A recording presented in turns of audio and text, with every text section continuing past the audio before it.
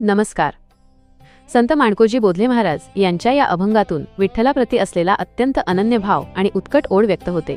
वारकरी संप्रदायात माहेर या शब्दाला खूप भावनिक महत्त्व आहे. ज्याप्रमाणे एखादी विवाहित मुलगी आपल्या माहेरी जाण्यासाठी व्याकुळ असते, तिथे तिला सुख, शांती आणि प्रेम मिळते. तसेच माणकोजी बोधले महाराज म्हणतात की, हे पंढरीनाथा, तूच आमचे खरे माहेर आहेस. महाराज विठ्ठलाला सांगतात की माझे डोळे निरंतर तुझीच वाट पाहत आहेत. संसाराच्या तापातून सुटून तुझ्या चरणापाशी माहेरी कधी येतो, अशी आर्तता त्यांच्या शब्दांत आहे. या अभंगातून देव आणि भक्त यांच्यातील नाते हे केवळ मालक आणि सेवक असे नसून ते आई आणि मुलासारखे किंवा माहेरवाशिणीचे आपल्या माहेराशी असलेल्या प्रेमासारखे आहे, हे स्पष्ट होते.